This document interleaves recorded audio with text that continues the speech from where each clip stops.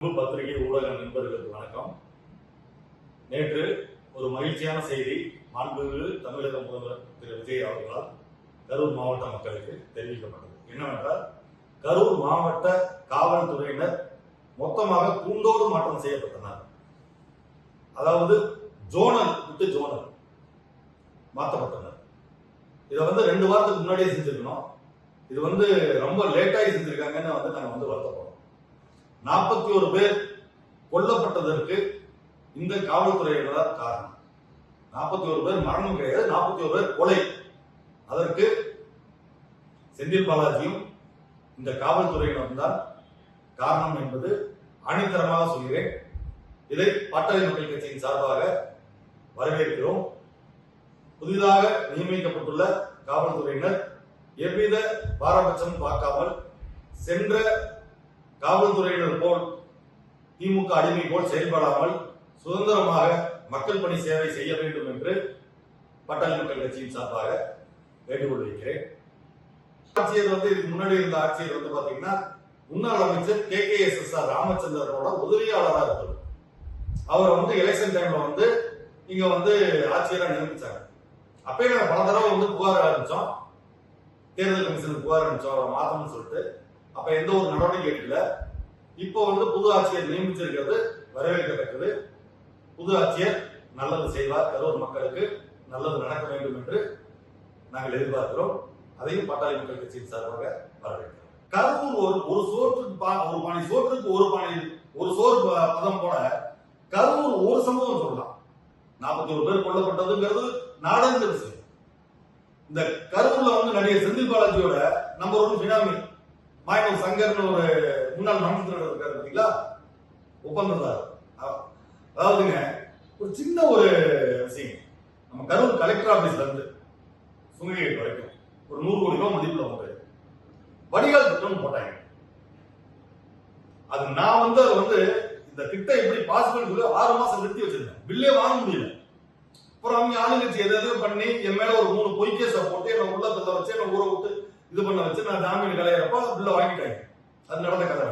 அது என்ன வடிகால் திட்டம்னா, ரோட்ல இருந்து 1 மீட்டர் ஆழத்துக்கு வடிகாலை கட்டி கொண்டு வராங்க. மழைநீர் வடிகால் மற்றும் சாக்கடை நீர் எல்லாமே அதுல போற மாதிரி. ரைட், அருமையான திட்டம். கலெக்டர் ஆபீஸ் 12 அடி டெப்த்ல இருக்கு. காளியப்பன் ஒரு மேடு 12 அடி உயரமான பகுதியில் இருக்கு. மேட்ல பஸ் போகும், மேட்ல தண்ணி எப்படி ஏறும்? இந்த அடிப்படை அறிவு கூட இல்லாம ரோட்ல இருந்து 1 மீட்டர் டெப்த்ல அப்படின்னு போட்டாங்க.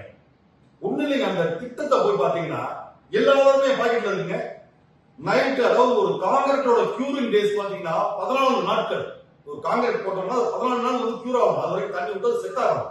இவங்க என்ன பண்ணுவானுங்க, நைட் 7 மணிக்கு காங்கிரீட் போடுவாங்க, காலையில பாத்தீங்கன்னா 9 மணிக்கு காங்கிரீட் பிடிச்சிருவாங்க. 14 மணி நேரம் தான். அதை எடுத்து பாத்தீங்கன்னா ஒண்ணு இல்ல, முறையா ஆய்வு பண்ணா பல்லடிக்கு. அது மேல ஒரு 50 டன் லாரி நிக்க வச்சீங்கன்னா உள்ள உடஞ்சு கொடுக்கும். 550 TMT கம்பி தான் போடணுங்கிறது அதுல அரசாணை.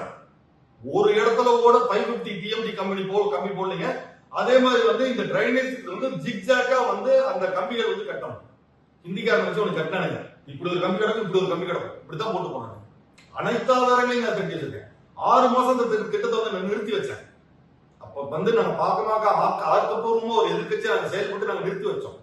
அப்ப என் மேல 3 பொய் வழக்கு போட்டு நான் ஜாமீன் கலந்த டைம்ல இந்த பில்ல பாஸ் பண்ணா அந்த மாயனூர் சங்கர்ங்கிற செந்தில் பாலாஜி முன்னாள் பினாமி, நம்பர் 1 பினாமி, இன்னமும் ஆளுங்கட்சி மாநில சுத்திட்டு இருக்காங்க.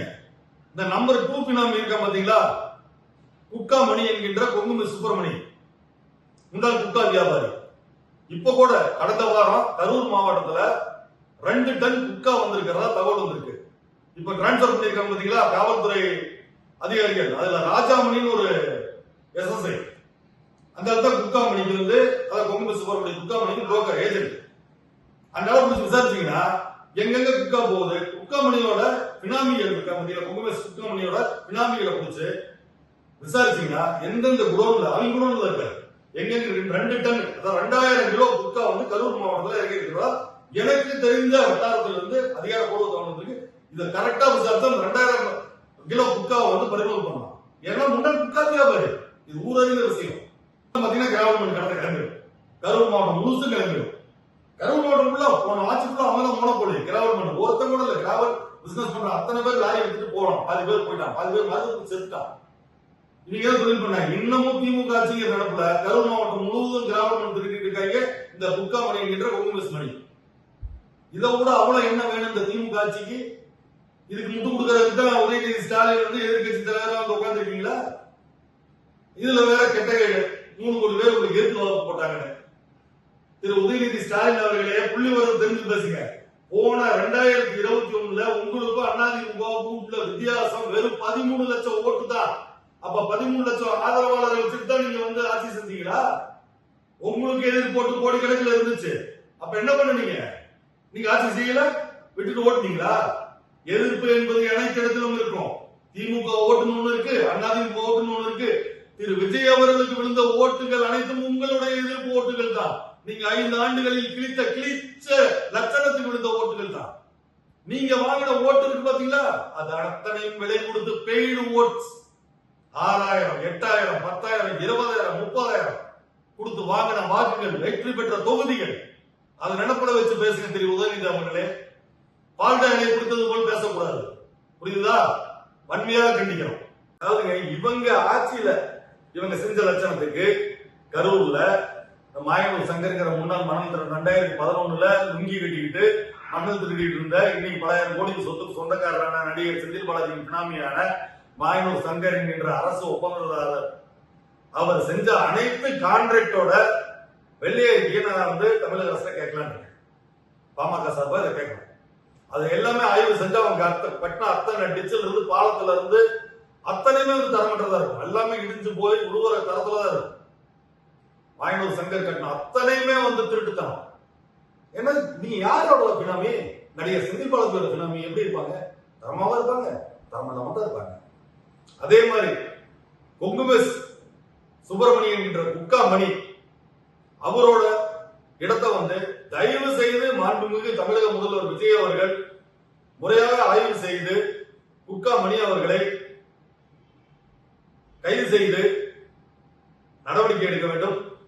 MC சங்கர் அவர்களை பழைய வழக்குகள் அனைத்தையும் தூசி தட்டி இந்த 41 பேர் ஆத்மா சாந்தி அடைய வேண்டும் என்றால் குக்கா மணி என்கின்ற குங்குமஸ் மணி, மாயனூர் சங்கர் என்கின்ற MCS மற்றும் செந்தில் பாலாஜி ஆகியோரை கைது செய்து சிறையில் அடைக்க வேண்டும் என்று பாட்டாளி மக்கள் கட்சியின் சார்பாக கோரிக்கையாக வைக்கின்றோம். அதாவது நம்பிக்கை தீர்மானத்துல வந்து பாத்தீங்கன்னா உதயநிதி பேச்சு வந்து முறையற்ற பேச்சுங்க. முதல் நாள் வந்து பாத்தீங்கன்னா முதல்வரா பதவி ஏற்கிறாரு விஜய். அன்னைக்கே போயிட்டு உதயநிதி வீட்டுக்கு தான் முதல்ல போறாரு. அவங்க அப்பாவை பார்த்து சாலை போட்டுறாரு. இவரையும் பார்த்து நேர்ல பார்த்து மரியாதை நோக்கமா இவர் இல்லம் தேடி சாலை போட்டுறாரு. அடுத்த நாள் வந்து சட்டசபையில நம்பிக்கைக்கு ஒரு தீர்மானம் பெரும்பான்மையா நிர்வகிச்சிட்டார். உங்களுக்கு தெரியும் எதிர்கட்சி, இவங்களும் மக்களால் தேர்ந்தெடுக்கப்பட்டவங்க தான். சோ நீங்க என்ன பண்ணிருக்கணும்? எதிர்த்து வாக்களிச்சுட்டு போயிருக்கலாமே. உங்களுக்கு வந்து நீங்க வெளிநடப்பு செய்யறேன்னு சொல்லிட்டு வாக்களிக்கவே போறது வந்து இதுதான் மக்கள் பணியா? நீங்க எதிர்த்து வாக்களிச்சுட்டு போயிருக்கலாம். அது கூட பண்ண சரி. முதல் நாள் உங்க வீடு தேடி வந்தார்ல, அவர் என்ன உங்க மாதிரி 5 வருஷம் ஆட்சி செஞ்சா கிடைச்சிட்டாங்க. எதுக்காக வந்து வசப்பாடுறீங்க?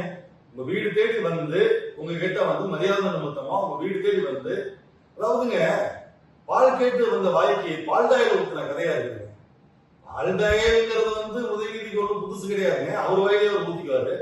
ஆனா அடுத்தவங்க வாயில ஊத்தி பழகாதீங்க திரு உதயநிதி அவர்கள், எதிர்கட்சி தலைவர் அவர்களே. அந்த மாதிரிதான் இருக்கும். நீங்க அடிக்கடி சொன்னீங்க திராவிட அரசு, திராவிட முன்னேற்ற கழக அரசு, முத்துவேல் கருணாநிதி ஸ்டாலின் அரசு.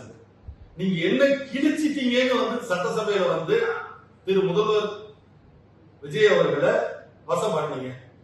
இந்த 5 ஆண்டுகள்ல நீங்க எதையுமே வந்து கிழிக்கலங்கிறதுனாலதான் சும்மா 1/4 நூற்றாண்டுக்கு அப்புறம் தமிழக வரலாற்றிலேயே ஒரு கட்சியோட தலைவர், ஆளும் முதல்வர் தன் சொந்த தொகுதி குளத்தூர் தொகுதியில எளிய வேட்பாளர், அறிமுகம் இல்லாத ஒரு எளிய வேட்பாளர் மண்ணு கவி தோத்தாரு. இதை விட அசிங்க இருக்கா? ஒப்பா தானே தோத்தாரு. ஏன் நல்ல 5 ஆண்டுகள சிறப்பான திராவிட ஆட்சி முத்துவேல் கருணாநிதி ஸ்டாலின் செஞ்சிருந்தா எதுக்குங்க வந்து சொந்த தொகுதியில மண்ணகமே தோக்கணும்? தமிழக மக்கள் ஏதாவது வெற்றி பேர் வச்சிருப்பாங்க சொல்றாங்க. நேற்று ஒரு பேட்டி பார்த்தேங்க, நடிகர் செந்தில் பாலாஜி வந்து ஒரு பேட்டி கொடுத்திருந்தாரு. அதாவது என்னங்க, முதல்வர் விஜய் மாற்றத்தை கொண்டாட போறாரு, மாற்றத்தை கொண்டாட போறேன்னு சொல்றாரு. என்ன மாற்றம் கொண்டாட போறாரு? தமிழகம் வந்து எல்லா துறையிலும் முன்னேறி இருக்கு. கல்வி, மருத்துவம், வேலை வாய்ப்பு, தொழில்துறை எல்லாத்துலயும் முன்னேறி இருக்கு. நான் என்னத்தை ஒரு புதுசா மாற்றத்தை கொண்டாட போறாருன்னு நடிகர் செந்தில் பாலாஜி வந்து ஒரு கேள்வி எழுப்பியிருந்தாரு. நடிகர் செந்தில் பாலாஜி அவர்களே, உங்களுக்கு ஒரு பதில் கூற விரும்புகிறேன். தமிழகம் ஏற்கனவே வளர்ச்சி பெற்ற மாநிலமாகத்தான் இருந்தது. எப்பொழுது? 2021 உங்களுடைய அப்பா முதல்வர் ஸ்டாலின் பதவியேற்கும் வரை. அதுக்கப்புறம் நாசமாக போய்விட்டது. அழிச்சிட்டீங்க எல்லா துறையும். இதுக்கப்புறம் என்ன இருக்கு நீங்க அழிக்கிறதுக்கு? எல்லாத்தையும் அழிச்சு நாசம் பண்ணிட்டீங்க. உதாரணத்துக்கு சொல்லணும்னா, ஒவ்வொரு குடும்ப அட்டைதாரர் மீது, ஒவ்வொரு குடும்பத்து மீது 2.5 லட்சம் ரூபாய் கடன் வாங்கி என்னத்தை நீங்க ஆட்சி செஞ்சு கிழிச்சிட்டீங்க? எல்லாத்துக்குமே 2.5 லட்சம் கடன் வாங்கி நீங்க என்ன நல்லது செஞ்சுட்டீங்க? என்ன திட்டத்தை நிறைவேற்றீங்க? கடைசியா 2 மாசம் மொத்தமா வந்து எலெக்ஷன் வருதுன்னு சொல்லிட்டு SC/ST ஃபண்ட்ல இருந்து எடுத்து எல்லாத்தையும் தலைக்கு 1000 ரூபாய் வச்சுக்க அப்படின்னு சொல்றீங்க. இதுல தகுதி படுத்த குடும்ப தலைவி, தகுதி இல்லாத குடும்ப தலைவி. வெக்கமா இல்ல? என்னத்தை ஆட்சி பண்ணிட்டீங்க? இது உங்க அப்பா வந்து இந்த வித்தக்கார மாதிரி கையில குச்சி வச்சுக்கிட்டு ரோட்ல, சென்னை ரோட்ல நடந்து போறது, போட்டோ எடுத்து போடுறது, அது ஒரு போட்டோ ஷூட். ஓட்ட தெரியாத சைக்கிள் 4 பெடல் அமுத்தினா அதுக்கு ஒரு போட்டோ ஷூட். உங்க அப்பா அம்மா மலர் கண்காட்சி ஊட்டியில் நடந்து அந்த மலர் போய் படுக்கையில உட்கார்ந்துக்கிட்டு அதுல ஒரு போட்டோ ஷூட். முதலீடுல இருக்கிற துபாயில போய் புரிஞ்சு கழிப்பா 106வது மாடியில போய் நல்ல உலகத்திலேயே உயரமான கட்டணத்தை போய் உட்கார்ந்துக்கிட்டு அங்க ஒரு போட்டோ ஷூட். லண்டன்ல போய் வந்து முதலீடுல இருக்கிற போய் AR ரஹ்மான் ஸ்டுடியோல போய் அப்பாவும் அம்மாவும் அங்க ஒரு போட்டோ ஷூட். அரசு செயலாளர் தான் கூட கூட்டிட்டு போயிடுறது. அங்க அரசு செயலாளருக்கு என்ன வேலை உங்க அப்பா வச்சிருந்தாரு? ஃபாரின் போறப்ப இவருக்கு பாவம், இவருக்கு தமிழ தற்கொலை, அப்புறம் இவர் இங்கிலீஷ் பேசுறது, டிரான்ஸ்லேட் பண்றதுக்கு ஒரு அரசு செயலாளர், வழிகாட்டுறதுக்கு ஒரு அரசு செயலாளர், இன்னொரு அரசு செயலாளர் திரும்ப 2 பேரு போட்டோ எடுக்கிறது. போட்டோ எடுத்து அதை வந்து இவரோட பேஜ்ல MK ஸ்டாலின் அப்படிங்கிற பேஜ்ல வந்து அப்லோட் பண்றது. வெக்கமாக துப்பு கெட்ட ஆட்சி நடத்திட்டு நாங்க 5 ஆண்டுகள் சிறப்பு ஆட்சி செஞ்சோம். விஜய் என்ன ஆட்சிக்கு வந்து 6 மாசம் ஆயிடுச்சு நீங்க குறை சொல்றதுக்கு? அவரு முதல்வரா பதவி ஏற்று 3வது நாள் மெஜாரிட்டி நிரூபிக்கிறாரு. அன்னைக்கு வந்து என்னமோ அவர் வந்து ஆட்சி செஞ்சு ரொம்ப வந்து சட்ட ஒழுங்கு சீர்கேடு நடந்த மாதிரியும், நீங்க எல்லாம் வந்து ரொம்ப சிறப்பான ஆட்சி செஞ்ச மாதிரியும், நீங்க அடிச்ச கொள்ளைகள் தெரியாதா? எத்தனை கொள்ளைகள், எத்தனாயிரம் கோடிகள், மினிமம் 3000 கோடிங்க. எந்த அமைச்சரா இருந்தாலும் மேக்சிமம் லட்சம் கோடிங்க. மினிமம் 3000 கோடினா யாரும் சொல்ற கேட்டுங்க. இந்த பக்கத்து மாவட்டம், நாமக்கல் மாவட்டத்தில் மதிவேந்தன் நினைக்கிற ஒரு அமைச்சர், ஆதிதிராவிட நலத்துறை, பாவப்பட்ட துறை வச்சிருந்தார். அவரெல்லாம் மினிமம் 3000 கோடி தான் சம்பாதிக்க முடியும் துறையில. மேக்சிமம் லட்சம் கோடி. எங்க மாவட்டம் யாருன்னா நம்ம நடிகர் செந்தில் பாலாஜி.